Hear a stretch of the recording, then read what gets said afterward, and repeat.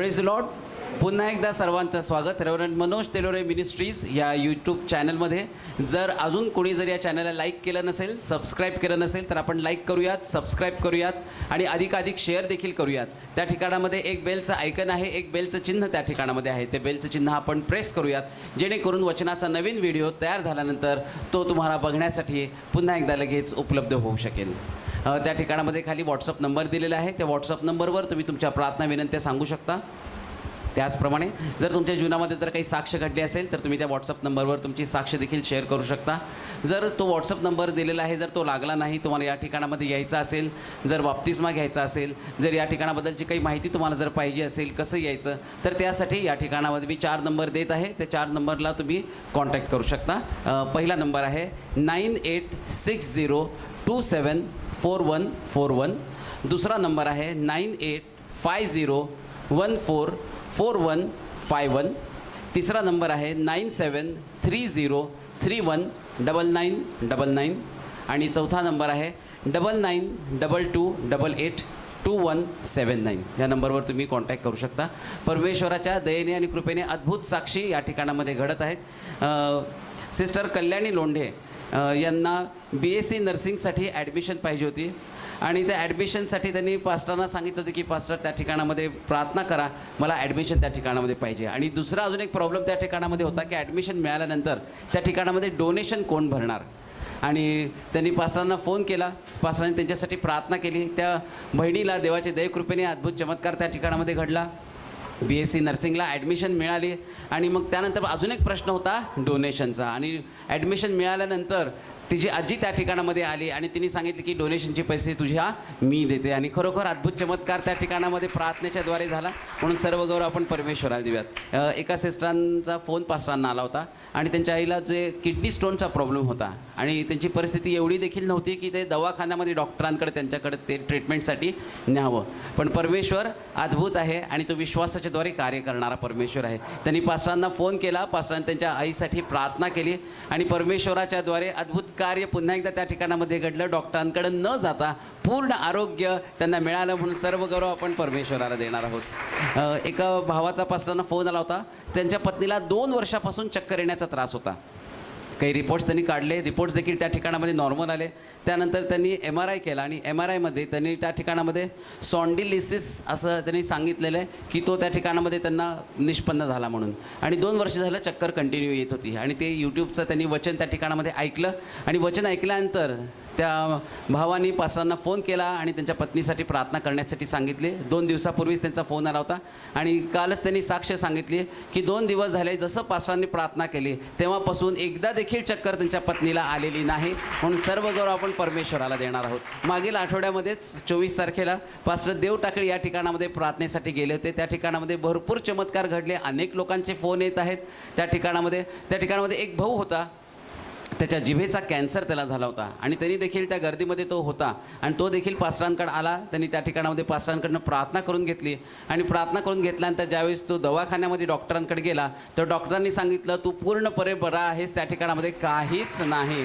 सर्व गौरव आपण परमेश्वराला देणार आहोत. या चॅनलच्याद्वारे तो अद्भुत कार्य करत आहे. आज आपल्यामध्ये सिस्टर मंगला साळवी या ठिकाणामध्ये आलेले आहेत. त्यांची देखील एक साक्ष आहे. मी त्यांना विनंती करतो त्या पटकन पुढे येतील आणि थोडक्यामध्ये आपली साक्षी या ठिकाणामध्ये सांगतील. Hallelujah, praise the Lord. तेरे भवन में आनंद की भरपुरी. आमेन. आजचं हे गाणं ऐकलं आणि आम्ही खरोखर आनंदानेच ह्या ठिकाणी आलो होतो. कारण यूट्यूबवर आम्ही पास्टरांचे बरेचसे मॅसेज रोजच ऐकतो आहे. जसं लॉकडाऊन सुरू झालं तसं पास्टरांचे मॅसेज सुरू झाले ह्याच्यामध्ये यूट्यूबवर. तर ते यूट्यूबवरचे मॅसेज ऐकून आम्ही एकदम भारावून गेलो आणि आम्हाला असं झालं की कधी एकदा आम्ही ह्या मंडळीला, ह्या कुटुंबाला भेट द्यायला येतो. कारण हे कुटुंबच आहे तुम्ही पास्टरांचं आणि पास्टर तुमचे प्रमुख असे आहेत आणि त्यांना भेटण्यासाठी म्हणून आम्ही ह्या ठिकाणी आलो. आणि विशेष म्हणजे माझ्या 2 बहिणींना बाप्तिस्मा घ्यायचा होता आणि त्यांना गेले 2-3 महिने हा विचार त्यांच्या मनामध्ये होता की बाप्तिस्मा कुठून घ्यावा.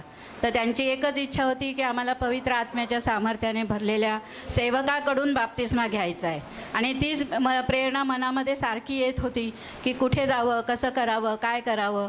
आणि देवबापाने एकदम असं सुचवलं मला की आपण सोलापूरला जाऊया. आणि मग मी त्या बहिणींना सांगितलं चला आपण आता सोलापूरला निघायचं आहे आणि तिथे जाऊन तुम्हाला बाप्तिस्मा घ्यायचा आहे म्हणून. आणि खरंच आज मी काल निघालो आम्ही सिद्धेश्वर एक्सप्रेसने. पण परमेश्वर इतका महान आहे की सैतान खूप धूर्त आहे, पण सैतानापेक्षाही परमेश्वराचं नाव फार मोठं आहे. आकाश आणि पृथ्वी खाली त्याचं नाव महान आहे. गाडी लेट झाली आमची, 9:30ला आम्ही स्टेशनवर उतरलो. आम्हाला वाटलं आता काही होणार नाही बाप्तिस्मा किंवा काय, पण आमच्या सिस्टर पाडाळे आणि सारिका यांनी सतत फोन करून आम्हाला धीर दिला की नाही तुमचं होणार, तुम्ही काळजी करू नका, चिंता करू नका, गाडीतून उतरू नका, सुखरूप या, तुमचं आम्ही बाप्तिस्मा करून देऊ. आम्हाला इतका धीर आला आणि इतका आनंद झाला, कारण आम्हाला खूप भीती वाटत होती की आता होणार नाही, कारण 8 ते 9 वाजेपर्यंत होतं. 9च्या नंतर हे चर्च चालू होणार होतं. मी म्हटलं देवाची आम्ही पण प्रार्थना करत होतो आणि त्यांना देखील आम्ही विनंती केली की सिस्टर आमच्यासाठी प्रार्थना करा, गाडी वेळेवर येऊ द्या म्हणून. धन्यवाद देते प्रभूला की खरोखर पास्टरांचे मॅसेज म्हणजे पवित्र आत्म्याच्या सामर्थ्याने भरलेले मॅसेज आहेत. हो, इतके मॅसेज भरपुरीने भरलेले आहेत ना की त्या मॅसेजद्वारे, त्या वचनाद्वारे आज आमच्या जीवनात देखील कार्य झालं. आज मी सांगते त्यांनी एक मॅसेज दिलेला आहे की नामानाच्या 7 डुबक्या. या 7 डुबक्यांमध्ये माझ्या स्वतःच्या इतक्या साक्षी मी त्याच्यामध्ये ॲड करून प्रत्येक डुबकीमध्ये माझी साक्ष आहे, प्रत्येक डुबकीमध्ये. आता सांगायला वेळ नाही आहे पण तरी पण सांगते. आणि त्या डुबकीप्रमाणे जी मी साक्ष तयार करून आमच्या ग्रुपला मी तो एक मॅसेज त्यांना दिला आणि खरंच त्या ग्रुपला एवढा आवडला, कारण आम्ही NFI मिनिस्ट्रीच्या सगळ्या सिस्टर्स आहोत. तिथे आम्ही दररोज आम्ही एकत्र बसतो 3 ते 5 वाजेपर्यंत आणि त्यावेळेला एकेकीला दरवेळेला हे सांगतात मॅसेज द्यायला. तर काय मॅसेज देऊ हा विचार करत होते. 3 दिवस उपास प्रार्थना केली, देवा मला सांग मी काय मॅसेज देऊ. देवाने यांचा एक अचानक मी यूट्यूब उघडलं आणि यांचा मॅसेज मी ऐकला आणि त्या मॅसेजद्वारे प्रत्येक डुबकीमध्ये माझी जी साक्ष होती ती साक्ष मी ॲड करून जेव्हा सांगितली तेव्हा खरोखर खूप पॉवरफुल तो मॅसेज असा झालेला. ही देवाची योजना आहे आणि देव खरंच त्यांना खूप आशीर्वादित करत आहे. आम्ही विचार करतो की त्यांना रोज आणि रोज कसे वेगवेगळे असे विषय मिळतात आहेत. खरंच असे विषय कधीच आम्ही ऐकले नव्हते, असे संदेश आम्ही कधीच ऐकले नव्हते. देवाची स्तुती करते की त्यांनी लॉकडाऊन सुरू केलं आणि पास्टरांचे मॅसेज आमच्यापर्यंत आले. धन्यवाद देते, देवस्तुती करते की ह्या ठिकाणी आम्हाला आणलं आणि तुम्हाला कुटुंबाला खूप भेटायची इच्छा होती. एवढं आशीर्वादित कुटुंब आहे तरी काय, या कुटुंबाला भेटायची आम्हाला खूप इच्छा होती, या मंदिरात यायची खूप इच्छा होती आणि तुमच्या मेंढपाळाला देखील भेटायची इच्छा होती. धन्यवाद देते प्रभूला. आणि मी माझी साक्ष सांगते की मी हिंदूतून कन्वर्ट झालेली आहे आणि देवाने मला खूप आशीर्वादित केलेलं आहे. धन्यवाद देते. माझं नाव मंगला तेच साहेब. पुन्हा एकदा जीवन परिवर्तन करणारं वचन घेऊन येत असताना आपल्या पास्टरांसाठी आपण जोरदार टाळ्या वाजवूयात. महिमा देतो प्रभूला. मला माहिती आहे तुम्ही बरेच लांबून या ठिकाणात आलेले आहात, परंतु एक गोष्ट निश्चित आहे, इथं येणारा व्यक्ती कधीच निराश होत नाही. आमेन.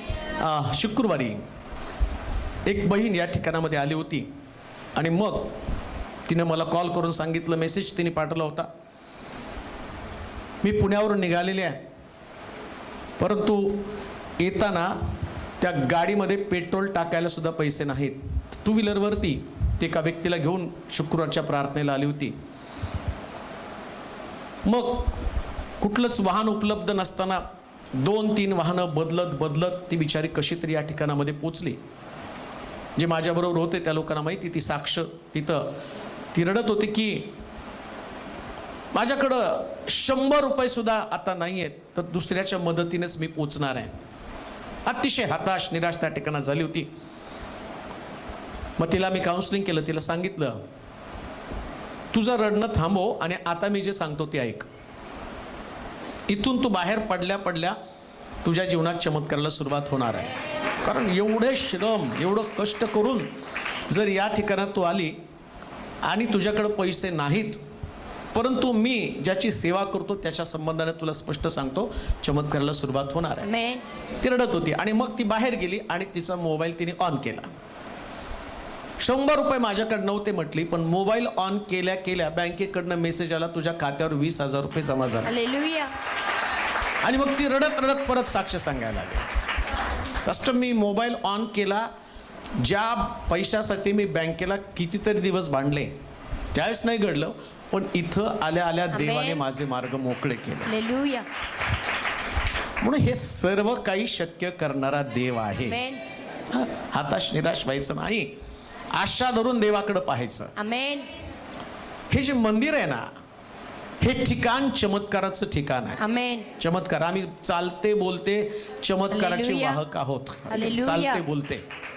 आपण ज्यावेळेस त्या देवगाव टाकळीला आपण गेलो ना, एक सारखा पोरगा यायचा, तो दाढीवाला, आणि मला वाटतं त्यांनी 4 वेळा सारखी प्रार्थना करायचं, जिभेचं कॅन्सर आहे, ऑपरेशन होणार आहे, कट करावं लागणार आहे, असं होणार आहे, तसं होणार आहे. शेवटी त्याला कंटाळून म्हटलं, विश्वास ठेव ना. आमेन. तोंडला विश्वास ठेवतो म्हणून मी सारखा प्रार्थनेला येतो. हालेलुया. मग ते काउन्सिलिंग केलं, त्याला सांगितलं की नाही, डॉक्टर सांगतात ते बरोबर आहे आणि येशू सांगतो ते पण बरोबर आहे. आमेन. त्याला बसल्या माराच्या फटक्याने आरोग्य मिळतं, आमेन. हे पण तितकंच खरं आहे. तो म्हणला, हा माझा विश्वास आहे. मग त्यांच्या बरोबर जे होते, फार त्यांचा प्रचंड विश्वास त्या लोकांचा, त्या देवगाव टाकळीच्या लोकांचा. आम्ही बघितलं की त्यांच्याकडं काही नाही करून खाणारे लोक आहेत, पण देवावरचा भरोसा खूप मजबूत आहे. आमेन. मग ते म्हटले, आता प्रार्थना केली, डायरेक्ट डॉक्टरला जाऊन दाखव. म्हणजे त्यांना एवढा विश्वास होता की डॉक्टरला हालेलुया. दाखवलं, डॉक्टर म्हणणारच आहे ऑपरेशन कॅन्सल म्हणून. आमेन. आणि मग गेला दवाखान्यामध्ये. डॉक्टरने परत एकदा जीभ बघितली, म्हटलं, अरे तुझ्या जिभेला काय नाही, तुला ऑपरेशनची गरज हालेलुया. नाही का. आमेन. हे सगळं काही देव शक्य करतो. आमेन. सगळं काही शक्य करतो. एका व्यक्तीचा, त्याचं मी स्टेटसला टाकलं, मलाच कळलं नाही तो काय बोलतोय. हा, ते हिरव्या पेननी काहीतरी त्यानं लिहिलं होतं. मग त्याची साक्ष काय होते की माझ्याकडं गाडीत पैसे, पेट्रोल टाकायला पैसे नव्हते, गाडी चालवायला पैसे नव्हते, पण जसं यूट्यूबचे संदेश चालू झाले ते ऐकायला लागलो. आणि तो काय म्हटलं माहिती का, असं वाटायला लागलं घरातच चर्च आहे. हालेलुया. यूट्यूबचे संदेश चालू केले तर असं वाटलं आम्ही चर्च पासून लांब नाही, आमच्या घरातच चर्च आहे. आणि ते ऐकलं, विश्वास वाढला, विश्वास वृद्धिंगत झाला, आणि आता माझ्या गाडीत पेट्रोल टाकून मी फिरू शकतो, एवढं समृद्ध देवानं मला केलं. सगळे प्रश्न एक एक करून देवानं घराबाहेर काढले. आणि सगळ्यात आनंदाची गोष्ट, जे तुम्ही 30-35 लोक किती जण माझ्या संगती आला होता, खूप कष्ट काढले नाही का, रात्री तुम्हाला भरपूर सगळं काही सहन केलं, पण आनंदाची बातमी ती, तो खूप चमत्कार घडले. खूप हालेलुया. खूप म्हणजे खूप, अगणित Amen. चमत्कार, Yes, अगणित अगणित, हालेलुया. गणतीच होऊ शकत नाही. 1.5 वर्षापूर्वी एक व्यक्ती गाडीवरून पडला आणि त्याला बसता पण येत नव्हतं. त्याचा पाय, त्याला मांडी घालून बसता येत नव्हतं. 5 मिनिटाच्या वर, 2 मिनिटाच्या वर कुठं बसत नव्हता. त्याने सांगितलं आणि म्हटलं की ज्यावेळेस शेवटी प्रार्थना चालू झाली, आणि ती प्रार्थना चालू झाल्याबरोबर माझ्या पायामध्ये काहीतरी घडलं आणि माझा पाय हलका झाला. तेव्हापासून जे चांगला चालू लागलो, तर प्रभूनं मला 100% आरोग्य दिलं. Amen. 1.5 वर्षानंतर हालेलुया. अशा अनेक लोकांच्या साक्षी घडल्या. Praise God. म्हणजे कळतं का तुम्हाला की ज्यास आम्ही प्रभूची सेवा करतो ना, त्या सेवेचं प्रतिफळ देव देतो. आमेन. आणि आमच्यासाठी सगळ्यात चांगली गोष्ट काय, आत्मे जिंकले, आहे की नाही. हालेलुया. आत्मे जिंकले गेले. त्या लोकांना देवाच्या वचनाची भूक तहान निर्माण झाली. ते लोक प्रभूकडे आले, विश्वास देवानं वाढवला. साक्षी चालूच आहेत, फोन चालूच आहेत. तिथल्या लोकांना भेटून सांगायला लागले, त्या ज्यांनी अरेंज केली त्यांनी मीटिंग, अहो एवढ्या साक्षी घडल्या की विचारता सोय नाही, अगणित साक्षी घडल्या. प्रभूला गौरव असो, प्रभूला महिमा असो. एक गोष्ट निश्चित आहे, देव या दिवसात फार मोठं काम करणार आहे. आमेन. हजारो आत्मे जिंकले आमेन. जाणार आहेत. आता सुरुवात आहे, याच्यापेक्षा मोठं काम घडणार आहे, है की नाही प्रभू. आणि तुम्ही पण जे लांबून आलेला आहात, मला त्या सिस्टरची साक्ष आवडली की किती प्रभू त्यांच्या वापर करून घेत आहे, कशा पद्धतीने देवाचं वचन त्यांच्याद्वारे, साक्षीच्याद्वारे, त्यांची साक्ष लोकांच्या जीवनामध्ये घडून पुष्कळांचं तारण होत आहे. मी असं म्हणतो, तुम्ही बोलतं चालतं चमत्कार आहात. आमेन. तुम्ही चालत नाही, मिरॅकल चाललाय तुमच्या बरोबर. हालेलुया. तुम्ही बोलता चालता चमत्कार आहात, आणि तुमच्या चमत्काराकडे लोक अट्रॅक्ट होणार आहेत. आमेन. माझा विषय असतो नाही. आज जगामध्ये प्रत्येक व्यक्तीच्या डोक्यात एकच प्रश्न आहे. ज्यावेळी जगाची परिस्थिती पाहिली जाते ना, प्रत्येकाला ठाऊक आहे की देव लवकर येणार आहे. 2 गोष्टी मनुष्य या जीवनामध्ये सामोरा जात आहे. एक, त्याचं मरण. त्याला माहिती आहे की माझं मरण जवळ आलेलं आहे. किती पण धडधाकट व्यक्ती असला नाही का, करोना जात नाही तर मंकी फॉक्स आला नाही का, आणि मंकी फॉक्स अजून कुठं तरी 20 देशामध्ये पोचत नाही, तर टोमॅटो काहीतरी टोमॅटो फिवर, टोमॅटो फिवर, म्हणजे हातावरती लाल लाल पुरळ यायला लागलेले आहेत, ते पण आलं. टमाट्यासारखे लाल सगळ्यांचे हात झालेले आहेत. एक झालं की दुसरा झाला की तिसरा. म्हणजे जगामध्ये आता मरणानं अशा पद्धतीने प्रवेश केला की मरण टळणार नाही, येशूचं आगमन पण टळणार नाही, दोन्ही गोष्टी घडणार आहेत. मग आता जगामध्ये सगळ्यात मोठा प्रश्न कोणता आहे की स्वर्गामध्ये जायचंय तर मला पापक्षमा मिळाली पाहिजे. पापक्षमा झाल्याशिवाय कोणी स्वर्गात जाऊ शकत नाही बरं का. आणि मग आम्ही पाहतो पापक्षमेसाठी लोक वेगवेगळ्या पद्धतीने विचार करत आहेत, कशा पद्धतीने पापक्षमा मिळेल. पापक्षमेशिवाय कोणीच स्वर्गात जाऊ शकत नाही, कोणीच नाही. मला पण पापक्षमेची गरज आहे बरं का. माझा बाप्तिस्मा झालाय, मी प्रीचिंग करतो, पण मला पण पापाच्या क्षमेची गरज आहे. त्याच्याशिवाय नाही स्वर्गामध्ये मी पोहोचणार. का? कारण वचनात लिहिलं, मी तुझ्या नावाने संदेश दिला, रोगी बरे केले, भूतं काढली, तरी मी तुला ओळखत नाही. मग एवढा संदेश दिला, एवढं सगळं केलं, पण पापक्षमा जर माझ्याकडे पापक्षमा मिळालीच नाही तर स्वर्गामध्ये नाही पोहोचणार आहे. मग पापक्षमेसाठी लोक आपापल्या पद्धतीने मार्ग तपासत आहे. काय केल्यानं मी स्वर्गामध्ये पोहोचलं पाहिजे किंवा पापक्षमा कशी मिळवली पाहिजे. मग आम्ही पाहतो बऱ्याच लोकांना सांगतात की तीर्थक्षेत्राला भेटी द्या, नदीमध्ये डुबकी मारा. मग नदीमध्ये डुबकी मारली, तीर्थक्षेत्राला भेटी दिल्या, पवित्र जीवन जगण्यासाठी धार्मिकता दानधर्माच्या द्वारे आम्हाला असं वाटतं पापक्षमा मिळेल. पण सगळे मार्ग तपासले जातात आणि शेवटी माणूस मेल्यावर एवढं सगळं करून सुद्धा जास्त मरतो तर आमच्या संस्कृतीप्रमाणे, ज्या राष्ट्रामध्ये ज्या राज्यामध्ये आम्ही राहतो त्याला मोक्ष मिळाला का नाही बघण्यासाठी काय करतात, कावळ्याला जेवायला घालतात. कावळ्यानं अन्न शिवलं समजायचं याचं मन. तरी सुद्धा अजून डाऊट असतो, मग पित्र जेवायला घालावे लागतात. तरी डाऊट असतो, मग त्याच्यासाठी मोक्षासाठी हवन करावं लागतं. म्हणजे कुठंच पापक्षमेचं 100% गॅरंटीच नाही की तुम्हाला पापक्षमा मिळेल. पण आज बायबल मधनं आम्ही पाहणार आहोत पापक्षमा कशी मिळणार आहे. आणि पापक्षमा एकदा मिळाली की स्वर्गाकडे जाण्याचा रस्ता खुला. पापक्षमा मिळाली पाहिजे. कशी मिळणार आहे पापक्षमा? पापक्षमा मिळाल्याशिवाय देव आमचं ऐकणार पण नाही. लक्षात ठेवा, बायबल सांगतं ऐकू येत नाही इतका माझा कान मंद नाही, देता येत नाही इतका माझा हात तोकडा नाही, पण तुमची पातकं आडभिंतीप्रमाणे माझ्यामध्ये आहेत. बोलता खूप तुम्ही देवाबरोबर. मग काही लोक काय म्हणतात माहिती का, बऱ्याच लोकांचं मला फोन येऊन काय सांगतात, देव आमची ऐकत नाही. ओ तुमची तर ऐकल. अहो मग तुमची काय ऐकत नाही ते बघा ना. देव आमची प्रार्थना ऐकत नाही, तुमची प्रार्थना पटकन ऐकतो. मग तुम्ही प्रार्थना करा. मग का तुमची प्रार्थना ऐकत नाही? का देव तुमचं ऐकत नाही? कारण आमच्यामध्ये पाप आहे आणि या पापाची क्षमा मिळण्याचा मार्ग आम्हाला तपासला पाहिजे. कोणता मार्ग आहे की ज्याच्याद्वारे मला पाप क्षमा मिळणार आहे? काय केल्यानं मला पाप क्षमा मिळणार आहे? पहिले योहान त्याचा पहिला अध्याय आणि 5 पासून 10 पर्यंतची वचनं आपण वाचूया. पहिले योहान पहिला अध्याय 5 पासून 10 पर्यंतची वचनं. देवसहवास देवसहवास म्हणजे पापाचा त्याग. पापाचा त्याग. जो संदेश आम्ही त्याच्यापासून ऐकला आहे, जो संदेश आम्ही त्याच्यापासून ऐकला आहे तो तुम्हाला विदित करतो. तो संदेश हा की देव प्रकाश आहे आणि त्याच्या ठाई मुळीच अंधार नाही. त्याच्याबरोबर आपली सहभागिता आहे. त्याच्याबरोबर आम्ही चालत आहोत, आमची सहभागिता आहे असे जर आपण म्हणत असो पण अंधारात चालत असलो तर आपण खोटे बोलतो, सत्याने वागत नाही. पण जसा तो प्रकाशात आहे तसे जर आपण प्रकाशात चालत असलो तर आपली एकमेकांबरोबर सहभागिता आहे. आणि त्याचा पुत्र येशू याचे रक्त आपल्याला सर्व पापांपासून शुद्ध करतं.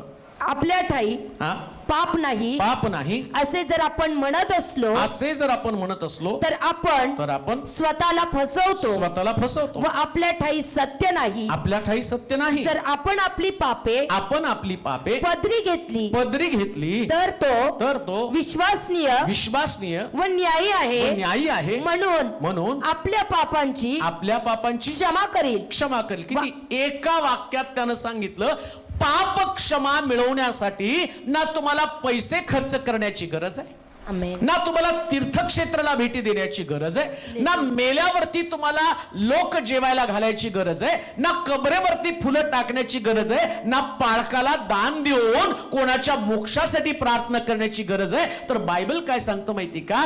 पहिल्यांदा पाप क्षमा मिळवण्यासाठी फक्त पापच पदरी घ्यायची. आमेन. पाप तर पदरी घ्या ना. मी पापी आहे ही भावना तर जागृत व्हायला पाहिजे ना. बायबल काय सांगतं माहिती का? देव प्रकाश आहे असंच लिहिलं ना. काय लिहिलं? तो परमेश्वर प्रकाश आहे. पण जसा तो प्रकाश आहे तसे जर आपण प्रकाशात चालत असतो. तो प्रकाश आहे ही गोष्ट ध्यानात ठेवा. त्याच्यापासून काही सुद्धा लपलेलं नाही. काही सुद्धा लपत नाही बरं का. तुम्ही म्हणाल आमचा बाप्तिस्मा झाला, आम्हाला पवित्र आत्मा मिळाला, आम्ही सत्यामध्ये चालत आहोत, आमच्यामध्ये कुठलं पाप नाही. मग पवित्र आत्मा मिळालेले येशूचे शिष्य तो यहुदा इस्करियोत त्याच्या मनामध्ये कशा पद्धतीनं बाप्तिस्मा झाल्यावर शिष्यत्व तोपर्यंत मिळत नाही जोपर्यंत बाप्तिस्मा होत नाही. मग त्याला शिष्यत्व मिळालं म्हणजे त्याचा बाप्तिस्मा झाला. मग शिष्यत्व मिळाल्यावर सुद्धा आम्ही पाहतो त्यानं येशू ख्रिस्ताला वधस्तंभी धरून दिलं. 30 रुपयाला त्यानं त्याला विकलं. बाप्तिस्मा म्हणजे तुम्हाला तुमच्या आतापर्यंत घडलेल्या पापांची क्षमा. पण काय होतं माहिती का? बाप्तिस्मा झाल्यावर बऱ्याच लोकांच्या कपाळावरती लेबल लागलं जातं, आत्तापासून मी पवित्र आहे. म्हणजे काय तुम्हाला पाप करायला रान मोकळं केलं का? आता तू पाप केलं तर तुला कुठल्या प्रकारचा दंड होणार नाही. बायबल काय सांगतं? सहज गुंतवणारं पाप, जे पाप तुम्हाला सहज गुंतवतं. सहज कुठल्या पापानं गुंतवलं? यहुदा इस्करियोतच्या हातामध्ये तिजोरी होती, दान कोशातले पैसे त्यावेळेस पण तो चोरत होता. मग त्याला परत एकदा 30 रुपयाची काय गरज भासली? पण ते सहज गुंतवणारं पाप अशाच पद्धतीचं सहज गुंतवणारं पाप असतं. सहज काही गोष्टी आमच्या जीवनात घडल्या जातात प्रियानो, आणि कधी कधी आम्हाला कळत पण नाही हे आम्ही करत आहोत ते पाप आहे. आणि बायबलमध्ये तिथं असं आम्ही वाचलं नाही का? एवढे दिवस जी वचनं तुम्ही ऐकले, काय होतं त्याच्यामध्ये आतापर्यंत वचनाचा सार? त्याच्याबरोबर आपली सहभागिता आहे असे जर आपण म्हणत असलो, पुढे पण अंधारात चालत असलो तर आपण खोटे बोलतो, पुढे सत्याने वागत नाही. पण जसा तो प्रकाशात आहे. संदेशाचा सार ते वचन वाचा. जो संदेश त्याच्यापासून ऐकला आहे तो तुम्हाला विदित करतो. जो संदेश आतापर्यंत ऐकलेला आहे. काय संदेश तुम्ही आतापर्यंत ऐकला? आतापर्यंत तुम्ही एवढे संदेश ऐकले, वेगवेगळ्या पापाच्या कॅटेगरी तुम्हाला सांगितल्या गेलेल्या आहेत. राग येणं पण पाप आहे, लोभ धरणं पाप आहे, व्यभिचार पाप आहे, मेज होता या ठिकाणामध्ये, प्रार्थना पण केली. प्रार्थनेमध्ये आम्ही म्हटलं कोणाविषयी माझ्या मनामध्ये काही असेल तर मी ते बाहेर काढलं पाहिजे. हे सगळं आम्हाला कळतं, पण न कळत आमच्या हातून ते घडलं जातं. आणि आता काय पवित्र शास्त्र सांगतं माहिती का? जर तुम्ही आपली पापे पदरी घेतली म्हणजे आपले गुन्हे मान्य केले पाहिजेत, माझ्या चुका मान्य केल्या पाहिजेत. 100% तुम्ही चांगले लोक आहात, पण एक तुमच्यातला डाग किंवा एक तुमच्यामधलं असणारं पाप आणि ते तुमच्याकडनं कबूल करण्याची वृत्ती नसल्या कारणानं हे जीवन जे आहे आणि ते जीवन प्रभू स्वीकारत नाही. ऐका, वधस्तंभाच्या चोराला प्रभू येशू ख्रिस्त म्हणतो तू आज माझ्याबरोबर सुखलोकात असशील. शिष्यांना का म्हटलं नाही माझ्यावर सुखलोकात असशील? जाताना त्याने म्हटलं पाहिजे काळजी करू नका, घाबरू नका, तुम्ही सगळे माझ्या बरोबर असणार आहे. उलट जाताना तो काय म्हटला? जागृत राहा आणि प्रार्थना करा, तुम्ही परीक्षेमध्ये पडू नये. शिष्यांना काय शिकवलं माहिती का? प्रभूजी प्रभूजी म्हणणाऱ्या सगळ्याला स्वर्ग राज्य मिळणार नाही. शिष्यांना तर असं शिकवलं. आणि चोराला म्हणतो तू आज माझ्याबरोबर सुखलोकात असशील. मग त्याला माहिती हे राहणार आहेत, जगामध्ये राहणार आहेत. यांच्यात राग राहील, मत्सर राहील, द्वेष राहील, लोभ यांच्यामध्ये राहील, वासना यांच्यामध्ये राहील. आणि जेव्हा जेव्हा यांच्यामध्ये या चुका येतील ना, या चुकांची जाणीव त्यांना व्हायला पाहिजे. देव तुमच्यावर कधी प्रेम करतो माहिती का? ज्यास तुम्हाला कळतं ना की मी पापी आहे आणि एखादी चूक घडल्यावर तुम्ही रात्री झोपताना देवाकडे प्रार्थना करता, देवा चुकलो रे. चूक होणं हे स्वाभाविक आहे, पण केलेल्या चुका पदरामध्ये न घेणं ही सगळ्यात भयंकर गोष्ट आहे. त्याच्यामुळे पाप क्षमा मिळत नाही. देव क्षमा करण्यासाठी तत्पर आहे, सिद्ध आहे. किती मोठा गुन्हा असेल तर त्यातनं क्षमा आहे. चोराच्या वधस्तंभावर त्याने एवढ्या मोठ्या गुन्ह्याची शिक्षा आणि त्याला माफ करून टाकली. देवाचं अंतःकरण अतिशय कोमल, पण क्षमा ग्रहीत धरून चालू नका. आम्हाला असं वाटतं प्रभूने शिकवली प्रार्थना, जसे मी आपल्या अपराधांची क्षमा करतो तसे तू माझे अपराध मला क्षमा कर. कोणत्या अपराधांची क्षमा करू? प्रश्न तर तोच आहे ना. ठीक आहे, तुम्ही म्हणतो मला क्षमा कर, पण एक्झॅक्टली कोणत्या पापाची क्षमा करू? तुला पापच कळलं नाही. तू जे गोष्टी करतो ना आणि तो गृहीत धरतो, हे देवाला चालतं, हे देवाला चालतं, प्रभू या गोष्टी ऍक्सेप्ट करेल. लक्षात ठेवा, बायबल मधला देव कधी न बदलणारा देव आहे. कधीच बदलत नाही बरं का तो. गृहीत धरून चालू नका देवाला. तो म्हणतो मी काल आज युगानयुग सारखाच आहे. मग आता बदलला का तो? जर तो त्यावेळेस बदलला नाही, आता तुम्ही बदलाची अपेक्षा का करता? जग चालतं त्या पद्धतीने तुम्हाला नाही चालायचं. लक्षात घ्या, जगात जे चालतं ते तुमच्यामध्ये नाही चालता का?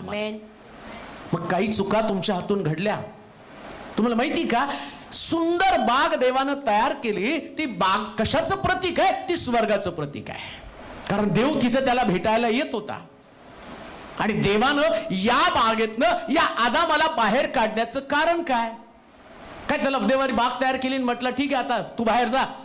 मग देवाला त्या बागेला निर्माण करण्यामागचं प्रयोजन काय होतं? देवानं बाग निर्माण केली आणि सांगितलं पण त्याला, सगळ्या झाडाचं फळ खा, मधल्या झाडाचं फळ खाऊ नकोस. पण आदामाने हवेने आणि दोघांनी ते पण खाल्लं. आणि देव त्यांना भेटायला आल्यावर देवानं पहिला प्रश्न केला, काय ज्या झाडाचं फळ तुला खाण्यासाठी सांगितलं होतं खाऊ नको, ते तू खाल्लंस का? त्याचं उत्तर होय किंवा नाही होतं. पण त्यानं काय उत्तर दिलं माहिती का? तो म्हटलं मी नाही खाल्लं, तू दिलेल्या स्त्रीनं मला घातलं. पाप तुम्हाला कोण करायला लावतं ते महत्वाचं नाही, पाप केलं हे महत्वाचं आहे. आणि ते पापाची कबुली तुम्हाला देवासमोर द्यावी लागते. पाप क्षमा मिळवायची का? एक्झॅक्टली तुमच्या हातून दिवसभरात कोणतं पाप घडलेलं आहे? कोणतं पाप आहे? विश्वासणाऱ्यांच्या जीवनामध्ये कोणतं पाप आहे? प्रार्थना केली नाही तर ते पण पाप आहे, देवाची ती आज्ञा आहे. चर्चला न जाणं हे पण पाप आहे, ती पण देवाची आज्ञा. मी चर्चला जात नाही याचा अर्थ मी देवाची आज्ञा मोडली, पापच आहे ते. दशांश नाही दिला, ती पण देवाची आज्ञा आहे. त्याला कारणही सांगू शकत तुम्ही नाही, माझ्या आधी मला पुरवठा नव्हता किंवा अमकं नाही, कारण आहे ते आणि ते तुम्हाला करावंच लागणार. त्याची पण क्षमा तुम्हाला मागायला पाहिजे. आई वडिलांचा रिस्पेक्ट नाही केला, कोणाचं मन दुखावलं असेल, कोणाचा अपमान केला असेल, कोणाविषयी तुमच्या मनामध्ये अकस असेल, तुमच्या मनामध्ये बंड असेल, लक्षात घ्या, ज्या गोष्टी त्या ठिकाणामध्ये आहेत त्या सगळ्या गोष्टी देवासमोर प्रामाणिकपणे कबूल करा. अजून एक गोष्ट तुम्हाला सांगतो, पाप करताना जरी तुम्हाला असं वाटत असेल मी केलेलं पाप कोणाला समजत नाही, पण आता मी वचन वाचलं, देवाच्या मुखावरती प्रकाश आहे.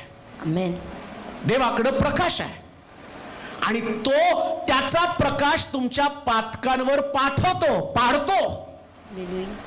एक मनुष्य यरुशलेम सोडून यरीहोकडे जात असताना लुटारूच्या हाती सापडला आणि लुटारूने त्याला चोप दिला. पण तरी सुद्धा चांगला शंभरोनी येऊन आणि त्यानं काय केलं, त्याच्या जखमाला मलमपट्टी करून पुन्हा एकदा त्याला आम्ही पाहतो की त्या उतार शाळेमध्ये घेऊन आला. म्हणजे देव कोणाला सोडत नाही, पण पापामुळे दंड तर भोगावा लागतो ना. प्रकाश देव दाखवतो ना, का तुला चोप मिळाला? कारण तू यरुशलेम सोडली, तू देवाचं घर सोडलं, देवाचं सानिध्य सोडलं, शास्त्र वाचन सोडलं, प्रार्थना सोडली. पुष्कळ लोक मला सांगतात, भाऊ साहेब माझ्यासाठी प्रार्थना करा, कारण मला बायबल वाचताना, ऐकताना आणि प्रार्थना करताना मला झोप येते. की भीती मला त्या लोकांची. सांगताना पण निर्लज्जपणे सांगतात की आम्हाला झोप येते. अरे या गोष्टीसाठी काय प्रार्थना करणार आहे? ती तुमची गरज आहे, ते पाप आहे, ते शिष्यांनी डोंगरावरती केलेलं पाप आहे. बायबल वाचन करू शकत नाही, प्रार्थना करू शकत नाही, चर्चला जाऊ शकत नाही, आज्ञा पालन करू शकत नाही, क्षमा करू शकत नाही. देवासाठी तुमच्या अंतःकरणामध्ये ज्या प्रकारची प्रीती असायला पाहिजे ती प्रीती तुमच्याकडे नाही. आणि पवित्र शास्त्र काय सांगतं, जर तुम्ही आपली पातकं देवासमोर कबूल करेल, विश्वासानं आपली पातकं आपल्या पदरी घ्या. प्रभूला म्हणा, प्रभू मी चुकलो. एका शब्दानं उदया पुत्राच्या बापानं एका शब्दानं त्याला परत मुलाचा दर्जा दिला. कोणता माहिती का? बाबा तुमच्या विरुद्ध आणि स्वर्गाविरुद्ध मी, एकच शब्द, एकच डायलॉग. आणि त्याचा दुसरा भाऊ तो काय म्हणतो, तुमचा तो धाकटा मुलगा उधळून आला आणि तुम्ही त्याच्यासाठी एवढं सगळं मेजवानी केली, एवढा मोठा बैल कापला, माझ्यासाठी एक कोकरू पण कापलं नाही का? ही भावना त्याच्यामध्ये होती. त्याच्या बापानं त्याला कुठल्याही प्रकारचं सांत्वन दिलं नाही. एक शब्द त्याला बोलला, अरे हे सगळं तुझंच होतं, तुझा भाऊ मेला होता तो परत जिवंत झाला, हरवलेला भाऊ परत आला. पापामध्ये हरवून जाऊ नका. ज्या दिवशी तुम्हाला पापाची जाणीव होईल ना, दावीदाला आपलं पाप दिसत होता म्हणून दावीद काय म्हणत होता, मी माझं अंथरूण रोज आसमानी भिजवतो. त्याला माहिती आहे एकदा का पापाची सवय झाली ना, मनुष्य निर्ढावलेला पापी बनतो. सैतान तुम्हाला सांगतो नाही, चुकीचं काही नाही, ते भावनिक आहे ते. आणि त्या ज्या गोष्टी आहेत ना, या नैसर्गिक आहेत, नॅचरल आहेत. या सगळ्या गोष्टी नैसर्गिक आहेत. सैतान तुम्हाला राग आल्यावर तो सांगतो, नाही रे, बायबल मध्ये दिले ना, राग येऊ दे पण पाप करू नको. मग काय रागाने एकमेकाच्या डोक्यात दगड घालता का? बायबल मध्ये सांगितलं ना, राग येऊ देऊ नको पण पाप करू नको. एखाद्या दारुड्याला सापडलं वचन पोटाच्या विकारासाठी, थोडासा घे. मग तो अहो त्याच्यात लिहिलं ना, थोडासा द्राक्षरस घे. मग त्याचं पोट दुखत, तुझं दुखतंय का? तुझं तर खराब झालं पिऊन पिऊन, तुझा लिव्हरच आउट झाला दारू पिऊन पिऊन. तिथं पोटाच्या विकारा, बरं त्याला द्राक्षरस घ्यायला सांगितलं, हातभट्टी थोडी, ते गटारीचं पाणी थोडी सांगितलेलं आहे. मग तुम्ही पापाला अशा पद्धतीने प्रोटेक्ट करू शकत नाही. देव तो देव आहे, देव तो देव आहे. कोणत्याही परिस्थितीमध्ये परमेश्वर तुमचं पाप झाकू शकत नाही. आणि शास्त्र काय सांगतं, जो आपले पाप झाकतो त्याचं बरं होत नाही. चांगलं कधीच होणार नाही तुमचं.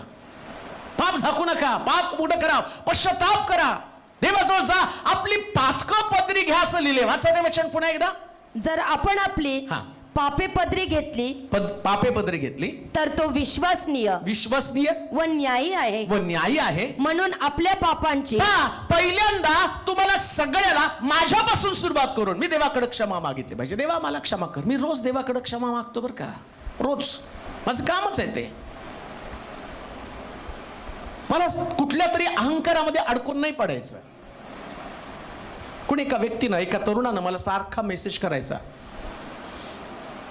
रोज मेसेज करायचा. आणि काय मेसेज करायचा माहिती का? देव पवित्र आहे, देव शुद्ध आहे, देव अमका आहे, सगळं चांगलं देवानं निर्माण केलं. मग सैतानाला कोणी निर्माण केलं? मग अंधाराला कोणी निर्माण केलं? मग देवच सगळं वाईट निर्माण करतो, मग देव चांगला कसा?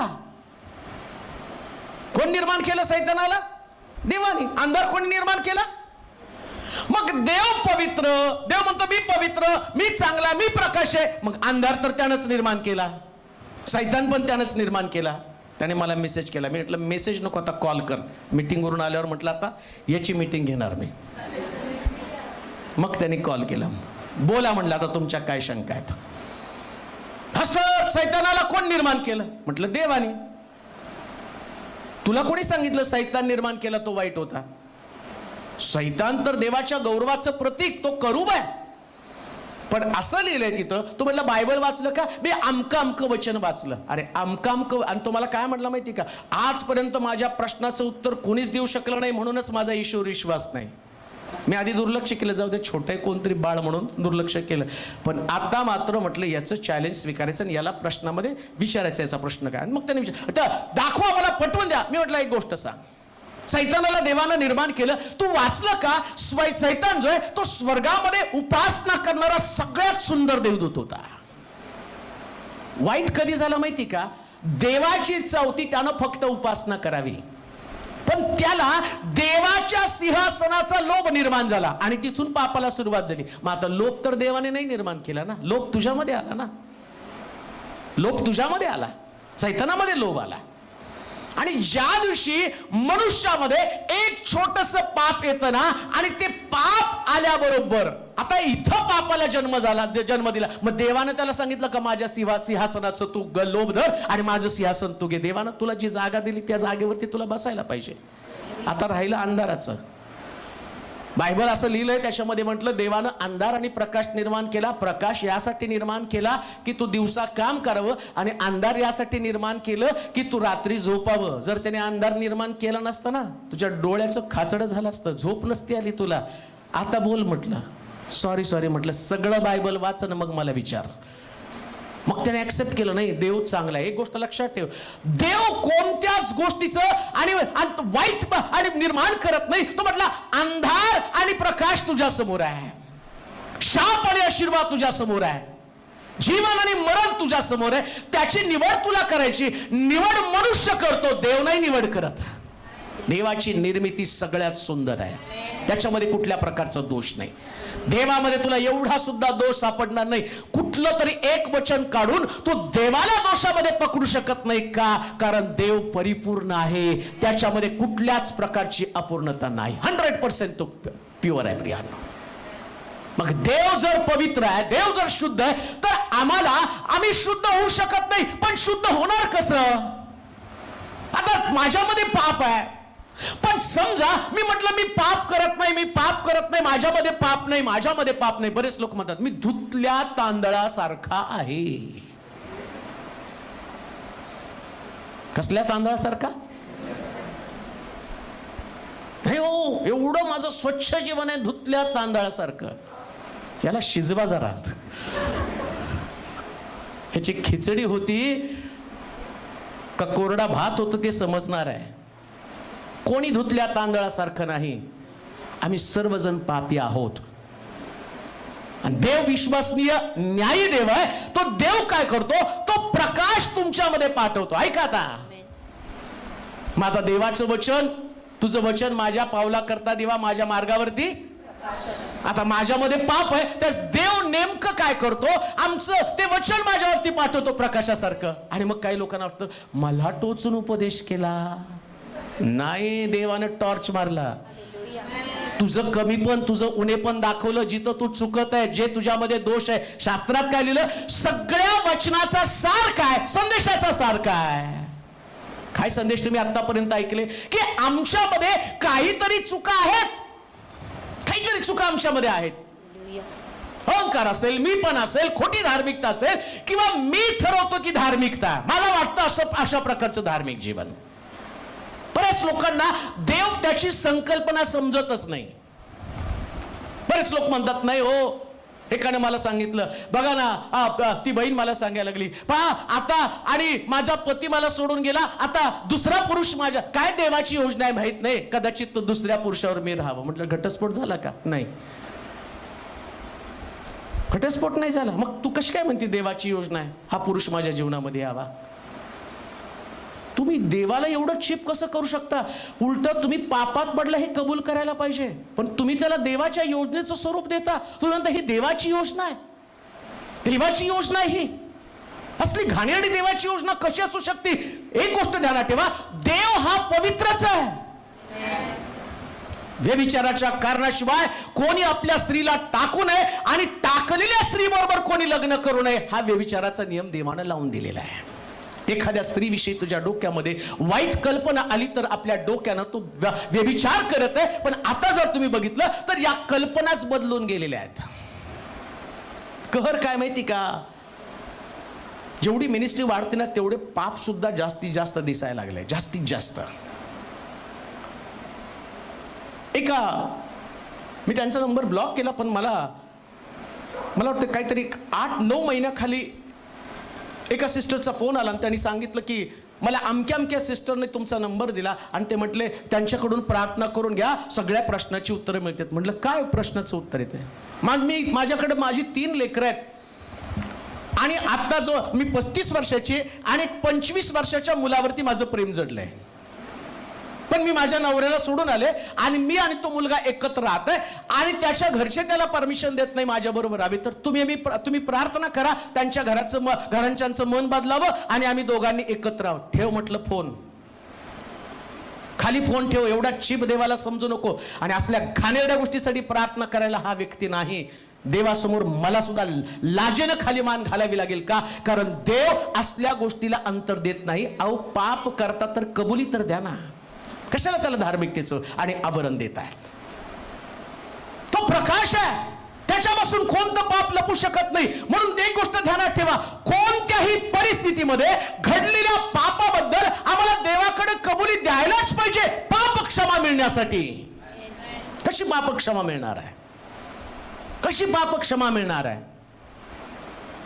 फार भयंकर परिस्थिती जगाची आहे बरं का.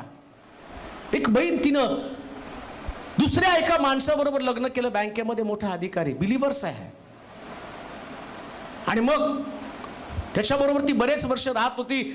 तिला लेकरं होत नव्हते. मग ती म्हटली नाही, आता मला लेकरू व्हायला पाहिजे या माणसाच्या द्वारे. आणि त्याला जवळजवळ 21-22 वर्षाचा त्या बाईला मुलगा. नित्य देवाचं वचन ऐकणारी तरुण बहीण.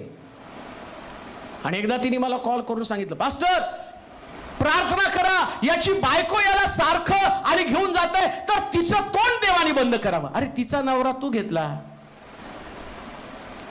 त्या नवऱ्यासोबत तू राहते, तू चांगल्या चर्चची बिलिव्हर्स व्यक्ती, आणि तुला वाटत पण नाही हे चुकीचं आहे. उलट तू प्रार्थना मला करायला काय सांगते की देवानं तिचं मन बदलावं आणि याचं पण मन बदलावं आणि त्यांनी माझ्या बरोबर राहावं. काय गोंधळ चाललाय आत्मिक जीवनामध्ये. आणि शास्त्र काय सांगतं, जर मला पापक्षमा मिळवायला पाहिजे तर मला माझ्या चुकांची जाणीव निर्माण व्हायला पाहिजे. मी त्याला आत्मिक स्वरूप देता कामा नये. कसं मी देवासमोर उभं राहू शकेल? कसं शक्य आहे? कसं देव या गोष्टीला मान्यता देऊ शकेल? परमेश्वराचं वचन आम्हाला सांगतं आम्ही आमचं प्रत्येक पाप देवासमोर कबूल करावं. म्हणून तो काय म्हटलं माहिती का, कसबिनी स्वर्गाच्या राज्यामध्ये जातील पण हे लोक जाणार नाही. वेश्या, कसबिनी, त्यांना तर कळतं हे चुकलंय. म्हणून तर व्यभिचारी स्त्रीला पकडल्यावर येशूने त्याला विचारलं, काय तुला कोणी दंड दिला नाही का? सगळे दगड टाकून घेऊन गेले. ते म्हटले, होय प्रभूजी, कोणीच केलं नाही. तो म्हटला, जा, मी पण तुला क्षमा करतो, पण इथून पुढे परत कधी पाप करू नको. आणि त्या बाईनं कधी पाप केलं नाही, म्हणून शास्त्रामध्ये तिचा इतिहास लिहिला गेला. एक गोष्ट ध्यानात ठेवा, पाप करणं हा स्वभाव जरी असलं तरी आत्मिक जीवन जगणं हे आत्मिक लोकांचं काम आहे. कबुली केली पाहिजे, चुकलं माझं. का पाप वाढतं माहिती का? एक पाप जर तुमच्या हातून घडलं ना आणि तुम्ही ते कबूल करण्याच्या ऐवजी तुम्ही त्या पापाचं समर्थन किंवा सपोर्ट देत बसता आणि त्याच्यामुळे दुसऱ्या पापाला जन्म दिला जातो आणि इकडं पापाची रास वाढू लागते. त्याच्यामुळे काय केलं पाहिजे? देवाकडे जायचं नाही. पहिल्यांदा एक चूक घडली, कुणाचं मन जरी दुखवलं ना तर संध्याकाळी बसून पश्चाताप करा. प्रभूजी, आज अमक्या व्यक्तीचं मन दुखलेलं आहे.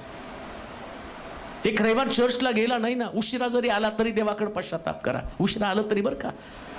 एकदा का तुम्हाला उशिरा यायची सवय लागली, मग तुम्ही देवाला कॅज्युअल करता. तुम्हाला असं वाटतं देव कधी पण गेलं तरी आणि मला स्वीकारतो. आणि एकदा का तुम्ही पापामध्ये निर्ढावला ना, मग तुम्हाला बचावाचा मार्गच नाही. म्हणून बारीक सारीक पाप, सहज गुंतवणारी पाप ही तुम्हाला कबुली करता आली पाहिजे. 8वं वचन वाचा. पहिली गोष्ट, पाप पदरी घेतली पाहिजे. दुसरी गोष्ट, आपल्या ठाई पाप नाही असे जर आपण म्हणत असलो तर आपण स्वतःला फसवितो. दुसरी गोष्ट, जर पाप क्षमा मिळाली पाहिजे तर पाप पदरी घेतलं पाहिजे.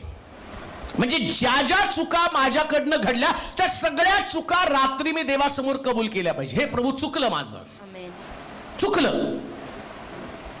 तुम्ही ज्या दिवशी देवाला म्हणताना चुकलं त्याच दिवशी परमेश्वर म्हणतो मी क्षमा केली. मग आम्ही म्हणतो नाही का कधी नुसतं सॉरी म्हटल्याबरोबर चांगले चांगले जमिनीवर पडतात. तो तर देव आहे हो, त्याचं अंतःकरण तुमच्यापेक्षा विशाल आहे. पण बऱ्याच वेळा म्हणतो बघा, चुकलं तरी तोंड कसं वर घेऊन चालतात नाही का. मग तिथं पण आम्ही त्यांचा द्वेष करतो, राग येतो की नाही आम्हाला. एवढं चुकलं तरी सुद्धा हा व्यक्ती क्षमा पण मागत नाही. आता दुसरी गोष्ट काय म्हटलं माहिती का, काय केलं पाहिजे त्यानं? आपल्या ठाई पाप नाही. दुसरी गोष्ट, आपल्या ठाई पाप नाही असे जर आपण म्हणत असलो, असे जर आपण म्हटलं तर आपण स्वतःला फसवितो. दुसरी गोष्ट, काय केलं पाहिजे? प्रत्येक आत्मिक मनुष्यानं रोज स्वतःचं परीक्षण केलं पाहिजे. माझ्यामध्ये पाप आहे का? आता काय उत्तर येतं माहिती का? आम्ही म्हणतो नाही माझ्यामध्ये कुठलंच पाप नाही. मी सकाळी उठतो बघा, सकाळच्या माझ्या दिवसाची सुरुवात बाळक साहेब मलाच धरणार बरं का जमेल. बाळक साहेब तुम्ही सांगा माझ्यात काय चुकतं? सकाळी मी उठतो, पहाटे प्रार्थना करतो आणि मग मी प्रार्थना करून बायबल वाचन करतो. मी कुणाला लांडी लाबाडी नाही, अमकं नाही तमकं नाही, सगळं सगळं सगळं चांगलं. आता दिवसभर तुम्ही काय करतात? मी काय तुम्हाला कॅमेरा घेऊन फिरतो का? काय करता काय नाही, कुठं चुकता? पण इकडे देव तर त्याचा प्रकाश घेऊन पाठवतो. हालेलुया. कुठं तरी एक चूक तुमच्यामध्ये. ऐका,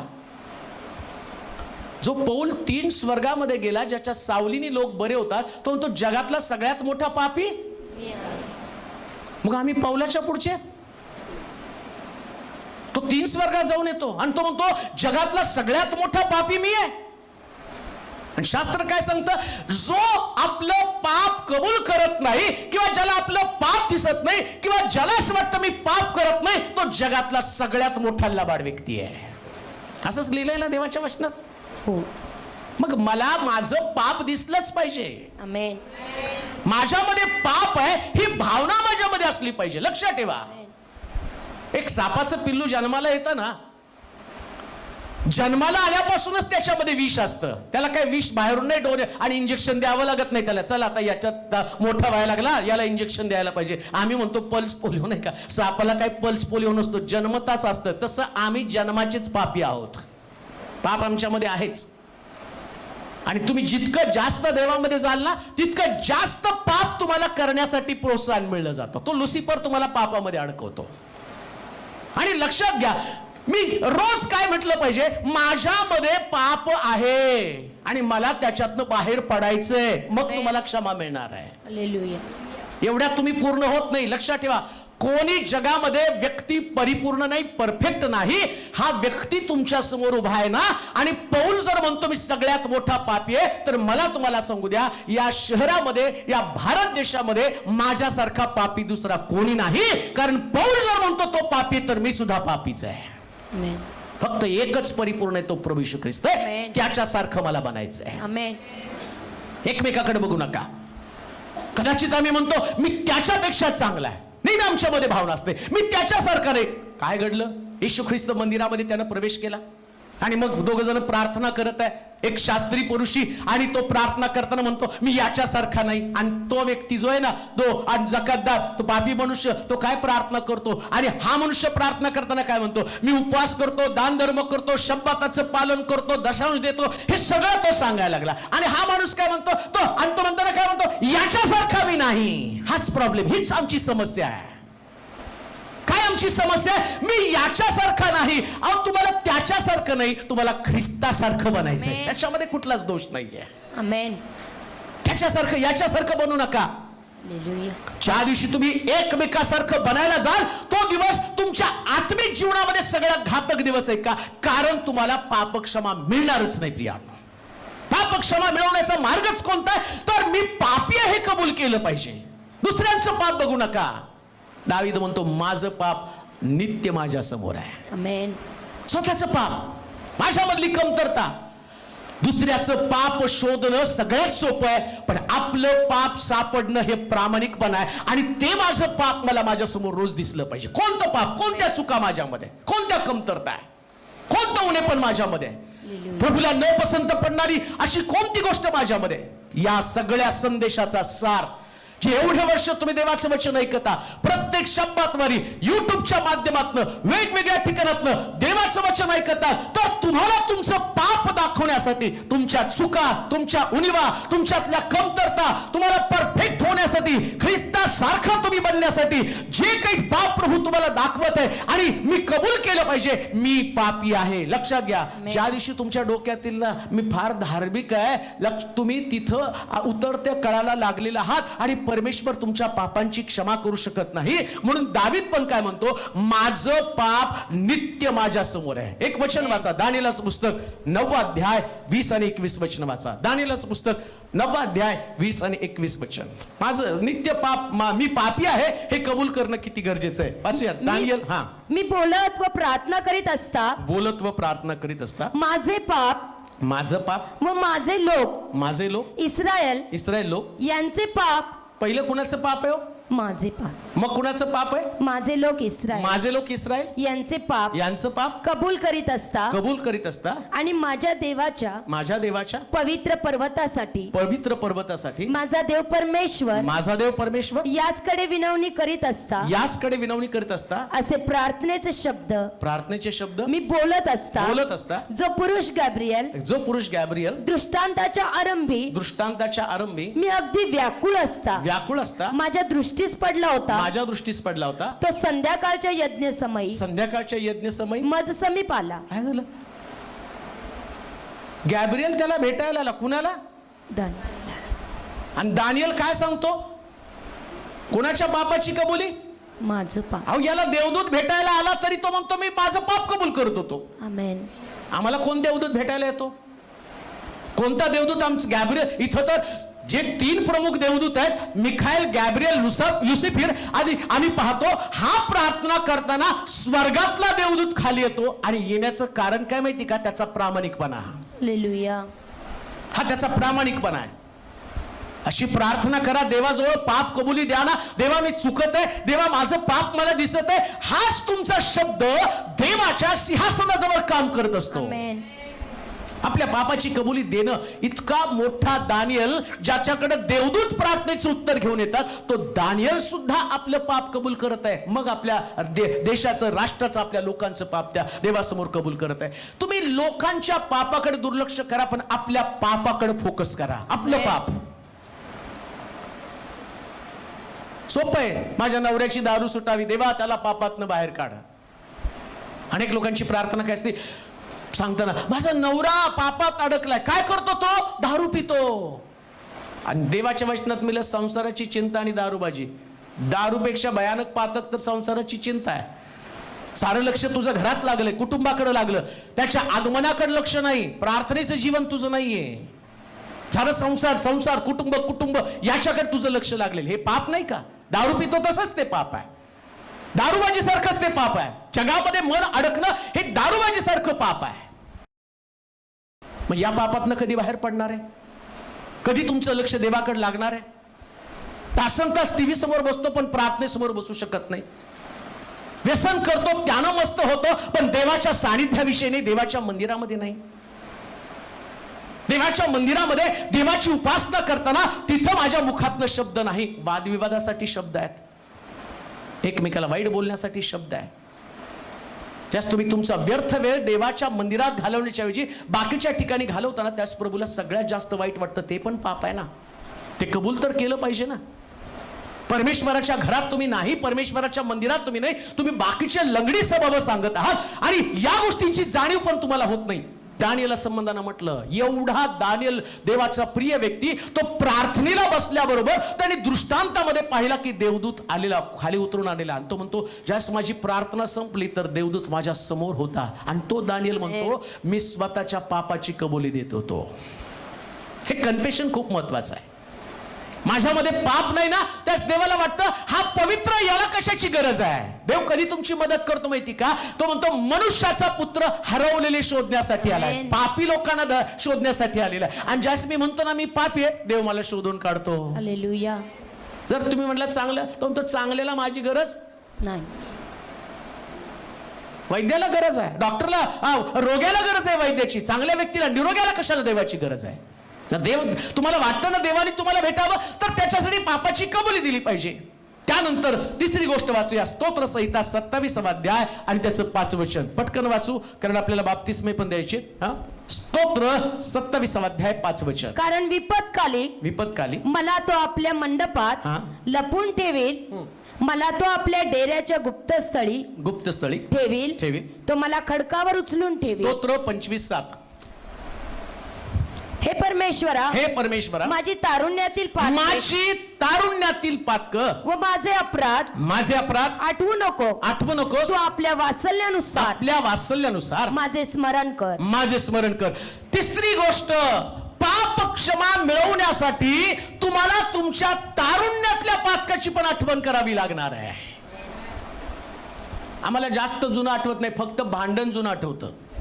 नाही का भांडण, कधीतरी अपमान केलेला आहे, पत्रिका दिली नाही, घराच्या प्रवेशाच्या वेळेस त्यांनी आम्हाला बोलवलं नाही, आणि आहेर देताना सगळ्यात हलका आहेर दिला, लिहून ठेवतात, सगळं लिहून ठेवतात. आणि तरुणपणी काय काय गुण उधळले ते नाही लक्षात. आणि लक्षात ठेवा, पाप क्षमा मिळवण्याचा मार्ग, दावीद म्हणतो, माझी तरुणपणातली पातकं मला आठवू दे. ऐका, बऱ्याच लोकांमध्ये भावना असते की नाही, तरुणपणात या चुका घडू शकतात, मग तुम्हाला क्षमा कशी मिळेल? तुम्ही तर तुमच्या मनानं पक्क केले. नाही, हे कॅज्युअल आहे. तुम्ही कॅज्युअल आहात तर तुम्ही स्वर्गात जाऊ शकत नाही ना, तुम्ही स्पेशल बनलं पाहिजे ना. कॅज्युअल मध्ये घडलं हे सगळं, पाप घडणार आहे तुमच्याकडनं.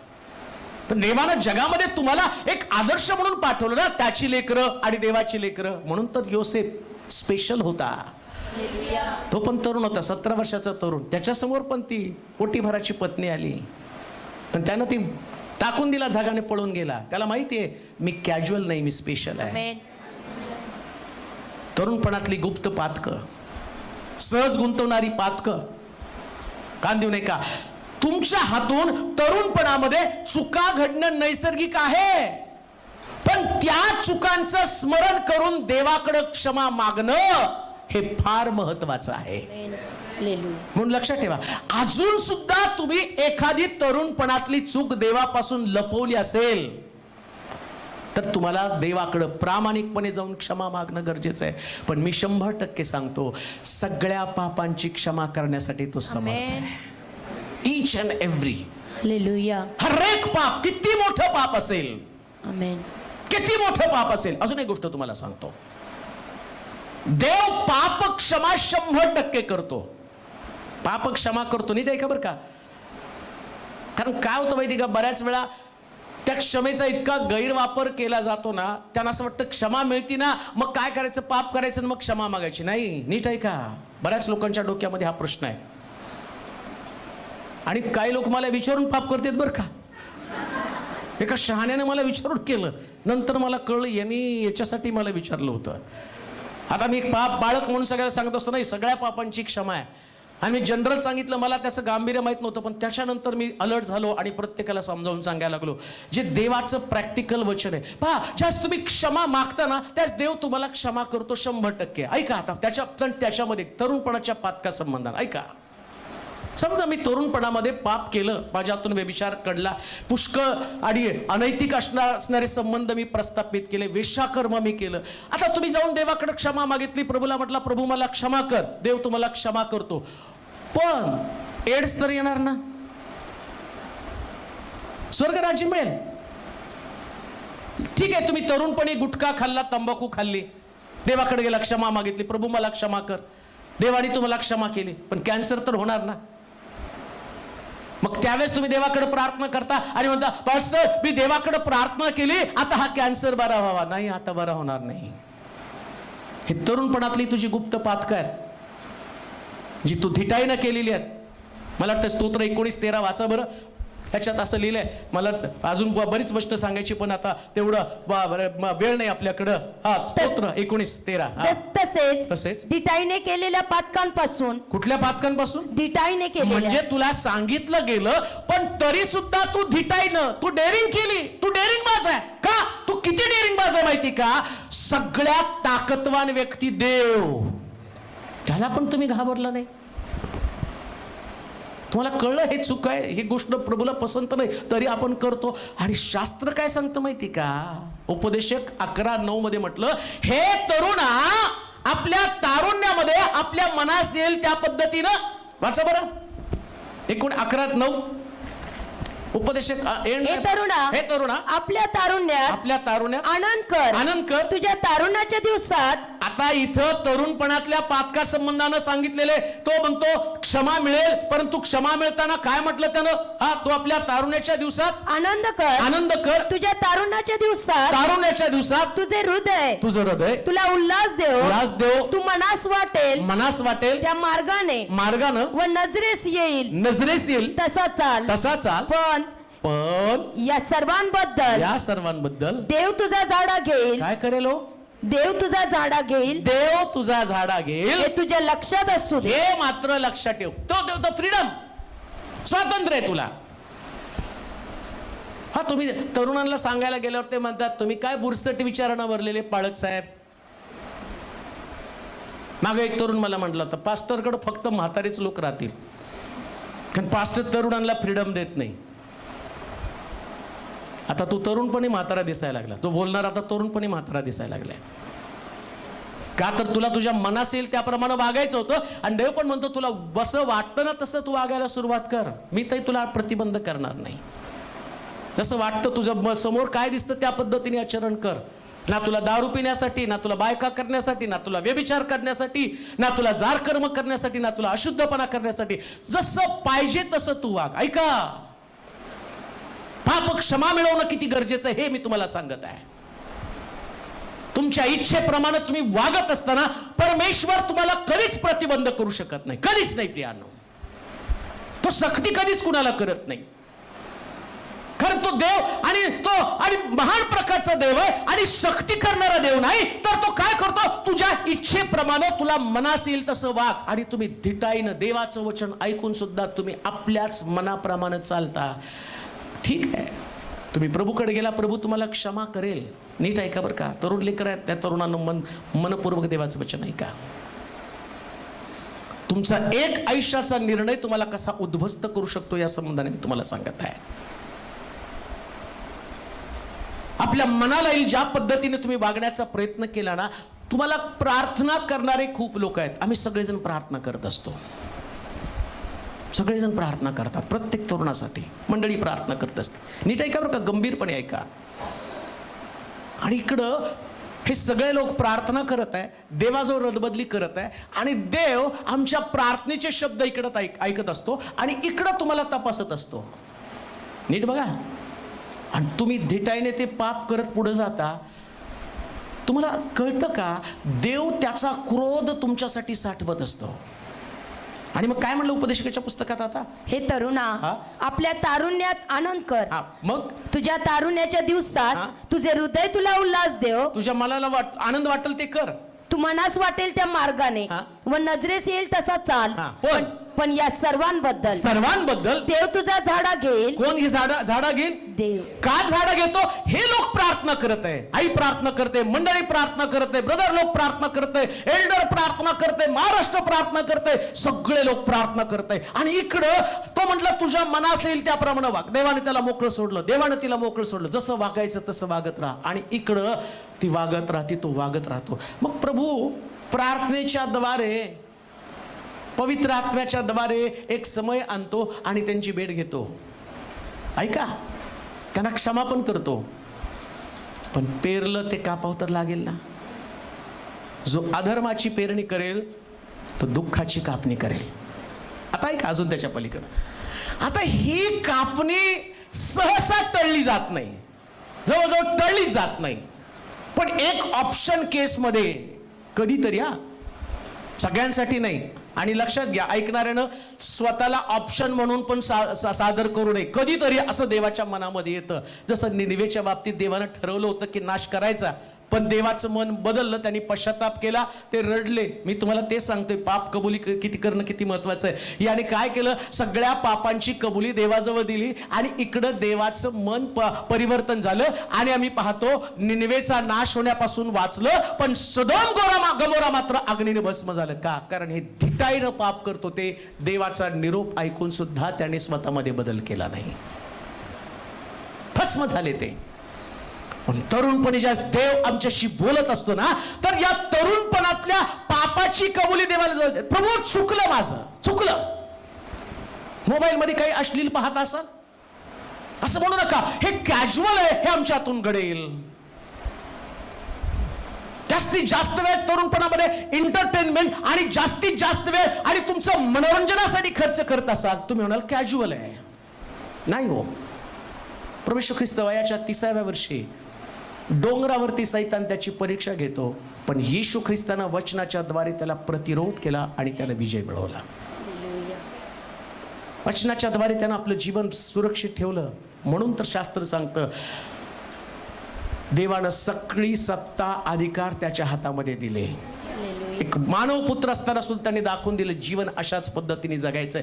म्हणून पवित्र शास्त्र काय सांगतं माहिती का, तरुणपण, लक्षात घ्या, तरुणपण हे सहज गुंतवणाऱ्या पापासाठी असतं. सहज तुमचं मन त्याच्याकडे जातं.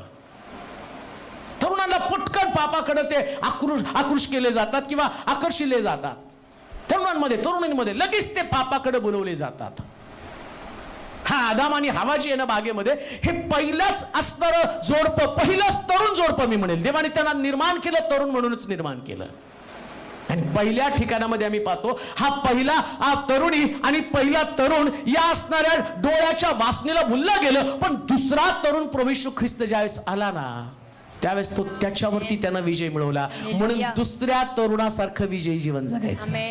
दुसऱ्या तरुणासारखं सहज गुंतवणार. तारुण्यातल्या पातकाची कबुली द्या 27 वचनामध्ये म्हटलं. त्यानंतर 19 अध्यायाच्या स्तोत्र 19च्या 13 वचनामध्ये म्हटलं की देवाचं वचन माहिती असून कोणीतरी मला समजावलं, पण माझ्या मनाला मी आवर न घालता धिटाईनं पाप केलं. मन आवर घातलं पाहिजे.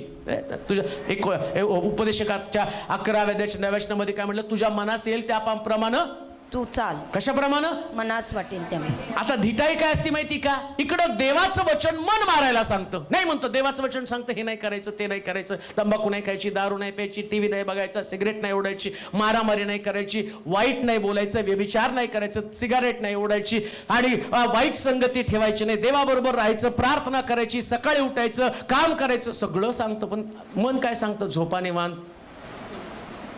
हा तरुणांना देव कष्ट करायला सांगतो बरं का. अजून एक गोष्ट आई वडिलांना जरा समजावून सांगतो, तुमचं टोणगा जरा कामाला जाऊ द्या. ते अजून लहानच आहे, बाबड्या लहानच आहे. काढून टाका डोक्यातनं. तुम्ही स्वतः त्याला पापामध्ये अडकवत आहात. स्वतः पापामध्ये अडकवत आहात. तुम्हाला माहिती का, मी इथं उभं राहायला, वचन सांगायला उभं राहतो ना, हे उभं राहताना माझ्याकडे तेवढं डेअरिंग आहे सांगण्याचं. आमच्या आईला विचारा, आमच्या घरामध्ये ती कारभार करत नव्हती, पण मी कारभार करत होतो. आमचा भाऊ जो शिरीष वारला ना, 8वीला त्यांनी शाळा सोडली. 8वीला त्यांनी शाळा सोडली. माझी इच्छा होती त्यांनी शाळा शिकावं, त्यांनी ऐकलं नाही. मग त्यांनी शाळा सोडली. म्हटलं ठीक आहे, शाळा सोडतो ना, चल कामाला. मग त्याला मी 8वीला असताना वॉचमॅनच्या कामाला लावलं. काम करायचं तू, आम्ही शिकणार, तू काम करायचं. मग तो रात्री, आधीच तो खूप भित्रा होता, त्याला साधं ते रात्री जाताना एक फडकं दिसलं तर त्याला वाटलं भूत दिसलं, म्हणून तो 3 दिवस ते तापानं फणफणून पडला. पण आम्ही त्याला कामावून घरी बसवलं नाही, शेवटपर्यंत त्याला काम करायला लावलं. का? कारण आम्हाला माहिती आहे, जर तो कष्ट करत नाही तर आम्ही देवाचं वचन मोडत आहे. आम्हाला ते करावंच लागणार आहे. आम्ही कधीच हायगाई केली नाही. मी शाळा सोडल्यावर त्याला एवढं मारलं की तो फाशी घ्यायला निघाला होता आणि त्यांनी फाशी बिशी बांधली. म्हटलं आता मी फाशी घेऊन, म्हटलं फाशी घेऊन मर, पण काम कर. देवाचं वचन पाळलं पाहिजे, लक्षात घ्या. असं म्हणू नका तो काय करत नाही ना, नाही हो, डोक्याला त्याच्या पण टेन्शन नको. आणि तो बाप रागवायला लागला तरी तिथं सुद्धा किती मारता, तुझं बापच सैतान, याच्याबरोबर मीच आयुष्य काढलंय. कशाला हे फालतू डायलॉग मारता? देवाने सांगितलेल्या गोष्टी आम्हाला कराव्याच लागेल. मन त्याचं सांगतं आराम कर, पण त्याला मन करू देऊन त्याच्या मनाप्रमाणे वागू देऊ नका. आमेन म्हणाल का? तुझ्या तारुण्या, हे तरुणा, तुझ्या मनाला येईल तसं तुला जोपर्यंत झोपायचं तोवर झोप. धन्य ते आई वडील, त्याला झोपू देते, त्याला खाऊ देते, त्याला सगळं कपड्यावर त्याचे, आणि एवढं लाडावून ठेवते की त्याचे कपडे पण येत होतात. धुवायला वा त्याला. मला आनंद वाटतं, या गोडके लोकांबरोबर मी राहिलो, पण त्यांनी इतके भारी त्या पोरांवर संस्कार केलेत ना, त्यांनी ज्याचे कपडे त्यानेच धुवायचे. आम्ही पहिल्यापासून ते बघत होतो. त्यांनी कधीच लेकरं नाही लाडवून ठेवली. तर मला ते वाटायचं, बापरे, हे लोक, हे सगळे लेकरं आंघोळ केल्यावर त्यांचे कपडे. एवढंच नाही तर आई जर कामाला गेली तर ते सांगत होते, तू चपात्या, तू भाकरी बनवून ते बनवून ठेव, मटण बनवून ठेव, आणि ते सगळे शिट्ट्या बिट्ट्या मारून व्यवस्थित. त्यांना का? ही देवाची आज्ञा आहे. हालेलुया. आशीर्वाद मिळवण्याचा हा माध्यम आहे. पाप कबुली करा. आणि पाप कबुली करत असताना तारुण्यातल्या पातकाची कबुली. कोणतं तारुण्यातलं पातक? बंड तुमच्यामध्ये आहे, कष्ट न करण्याची प्रवृत्ती, मनाला येईल त्या पद्धतीने वागायचं. मला जेव्हा घरात येऊशी वाटतं तेव्हा मी येणार. म्हणतो नाही, काय आई वडील बिचारे चिंता करत. ऐका बरं का, मला तर खरं खूप सांगायचंय पण मला तेवढ्या वेळ नाही तुमच्याकडं. पण ती तरुण लेकरांसंबंध आलं, तुम्हाला पापाची कबुली दिल्याशिवाय देव क्षमा करणार नाही हे सांगणं गरजेचं आहे. एकेका व्यक्ती संबंधानं देवाच्या वचनात फार सुंदर सांगितलेलं आहे. असं वाटतं की सगळ्यांना त्याची जाणीव निर्माण व्हावी. आम्ही तरुणपणामध्ये नेमकं काय करतो? अहो, ते आई वडील त्यांनी जग पाहिलेलं असतं. किती भयानक लोक आहे. तुम्ही तरुणात, तुम्हाला काय जगाचा अनुभव नसतो. सहज कुठं तुम्ही फसले जाता. कुठला मित्र आणि कुठलं काय. एका बहिणीचं बिचारायचं मला फोन येतो, पास्टर प्रार्थना करा, भाऊ जेलमध्ये आहे. कारण त्या ज्यांच्या बरोबर तो फिरत होता ते एक नंबरचे दरोडेखोर आणि त्यानं पुष्कळ लुटमार केली. माझा भाऊ त्याच्यात नव्हता पण त्यांनी माझ्या भावाला अडकवलं. का? एक चूक तुला महागात पडली ना. आई वडील सांगत होते ना, त्यांच्या नादी लागू नको, घरामध्ये राहा. पण तुझं चूक आणि तुझ्या संपूर्ण परिवाराला त्याचा त्रास होत नाही का? मग त्याला आता तो अडकलाय, रात्रंदिवस ते प्रार्थना करते त्याच्या सुटकेसाठी, पण तो आता बाहेर निघू शकत नाही का? कारण अडकलेला त्या ट्रॅपमध्ये.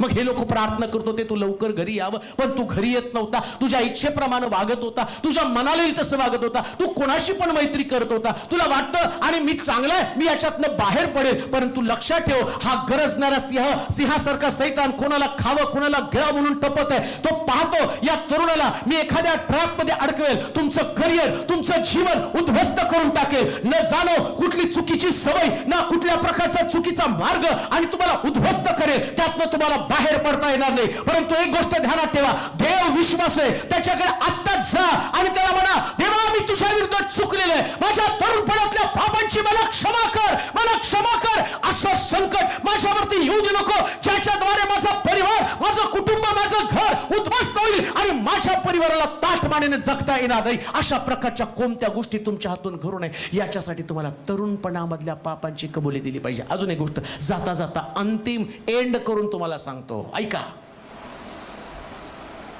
तरुणपणातल्या पापांची कबुली का देवाजवळ द्यायची? एखादं पाप तुम्ही तरुणपणी केलं ना, ऐका, दाविदानं तरुणपणी पाप केलं, त्यानं दुसऱ्याची स्त्री घरी आणली. परिणाम काय झाला माहिती का? त्याच्या घरामध्ये त्याच्याच मुलांनी बहिणीवरती बलात्कार केला. त्याच्या घरामध्ये त्यानं त्या स्त्रीचा पती मारला तरुणपणामध्ये. आणि ज्यास दावीद वृद्ध झाला त्याची मुलं एकमेकाला मारत होती. हा देवाचा न्याय आहे. हे देवाचा न्याय, देवाचं जजमेंट आहे. मग आता मी वेळ आहे तोपर्यंत देवाकडे जायचं आणि म्हणायचं, देवा मला क्षमा कर, मला क्षमा कर. का तर तुमचं लग्न होईल, तुम्हाला लेकरं होतील, तुमचं जीवन चालणार आहे. सेम पिक्चर तुमच्या परिवारामध्ये, तुमच्या कुटुंबात कधीच घडू नये याच्यासाठी वेळीच आपल्या मनाला आवर घालून देवाकडे क्षमा मागितली. आणि शेवटी सगळ्यात शेवटी असं म्हटलं, मला वाटतं एक वचन वाचू आणि मग ते एंड करू, कारण त्याच्याशिवाय ते संपणार नाही वचन. प्रेषितांचं कृत्य 22 अध्याय 16 वचन. प्रेषित 22:16. तर आता उशीर का करतोस? आता उशीर का करतोस? उठ, उठ, त्याच्या नावाचा धावा करून, त्याच्या नावाचा धावा करून बाप्तिस्मा घे, बाप्तिस्मा घे आणि आपल्या पातकांचं क्षालन कर. म्हणजेच क्षमा. किती सोपा मार्ग आहे. पापाची कबुली दिली, मी पापी हे कबूल केलं, तरुणपणातलं पाप देवासमोर मांडलं. आता मी ठरवलं की नाही, मी त्या मार्गामध्ये चालणार नाही, आणि त्याचा निर्णय, त्याचा निश्चय म्हणून काय? बाप्तिस्मा. आमेन. तुम्हाला माहिती का, सगळं तुम्ही केलं आणि बाप्तिस्मा घेतलाच नाही तर पापांची क्षमा. मग दान धर्म केला, मी चर्चला गेलो, तीर्थक्षेत्राला भेटी दिल्या, मोठ्या मोठ्या मीटिंग अटेंड केल्या, मोठा संदेश पण मी दिला, आणि माझा बाप्तिस्माच नाही. कशी पाप क्षमा होईल? होता म्हटलं नाही का, तू माझ्या नावाने संदेश दिला आणि तो स्वर्गामध्ये नाही ना, मी तुला ओळखत नाही का? संदेश दिला आणि तुझ्या संदेशाने बाकीच्याने बाप्तिस्मा घेतला. तू कुठं घेतला बाप्तिस्मा? तुझ्या डोक्यात शंका होत्या, घेऊ का नको, काय करू? तुला साधा सोपा मार्ग सांगितला स्वर्गामध्ये पोहोचायचा. देवाला आरोळी मार, पाप क्षमा माग, आणि देव क्षमा करेल. आणि बाप्तिस्मा घेतल्याबरोबर इकडं तुमच्या पापांची क्षमा. किती सोपं आहे. एवढा सोपा मार्ग जगात कुठं आहे का? मग एक गोष्ट ध्यानात ठेवा, एकदा बाप्तिस्मा झाला, नीट आहे का, कान उघडे ठेवा बरं का, उघडे ठेवा कान तुमचे. एकदा बाप्तिस्मा झाला मग तुमचा आत्मा कुठंच भटकत नाही. आमेन म्हणाल का? मग तुम्हाला कावळा शिवला काय आणि चिमणी शिवली काय? काही गरजच नाही त्याची ना. बाप्तिस्मा झाला आज तू माझ्या बरोबर झालं. तुम्ही सुखलोकासाठी तुमचं तिकीट कन्फर्म केलं, कन्फर्म तिकीट. मग मध्ये मध्ये तुमचं काहीतरी झालं तर एकदम सोपं आहे, क्षमा कर. आलं का लक्षात? बाप्तिस्मा झाला, सगळ्या पापांची क्षमा झाली. आता परत पाप घडलं, राग आला, संध्याकाळी जायचं म्हणजे झोपताना पहिल्यांदा प्रार्थना करायची, देवा दिवसभर घडलेल्या चुकांची धार्मिकता नाही सांगायचं. दिवसभर प्रभू मी खूप चांगलं वागलो, आज बायबल वाचलं, प्रार्थना केली, याला सुवार्ता सांगितली, इथं गेलो, इथं फिरलो, आणि बघ हा उपाशी होता त्याला मी आणि 10 रुपये दिले, भिकाऱ्याला 2 रुपये दिले. हे काही मांडत बसायचं नाही. काय दिवसभर घडलं त्याची देवाकडे क्षमा मागायची. रात्री देव क्षमा करतो, रात्री झटका येत नाही. आणि जर का गडबड करून स्वतःचं काहीतरी प्रौढी मिरवायला लावला, देव रात्री झटका देतो, क्षमेची संधी पण तुम्हाला देत नाही. म्हणून रोज झोपताना पश्चातापाची प्रार्थना करायची. म्हणून पाप क्षमेचा सोपा मार्ग कोणता? तर पाप कबुली करणं आणि दुसरी गोष्ट बाप्तिस्मा घेणं. आणि मग तो म्हणतो तुमच्या पापांची क्षमा झालेली आहे. मग आज किती लोकांनी घेतलाय? 9 लोकांनी. आता 9-2 होणार आहेत, म्हणजे 7 लोक झाले. 7 लोक झाले, अजून 2 लोक होणार आहेत, त्यांचा बाप्तिस्मा होणार आहे. पण अजून ज्यांना वाटतं की मला पण पाप क्षमा मिळवली पाहिजे, मला पण स्वर्गात गेलं पाहिजे, लक्षात घ्या, स्टार्टला मी तुम्हाला सांगितलं 2 गोष्टी घडणार आहे, एक मृत्यू नाहीतर ख्रिस्ताचं आगमन. दोघांपैकी एक गोष्टी. त्याच्या अगोदर मला स्वतःला सिद्ध करायचं आहे.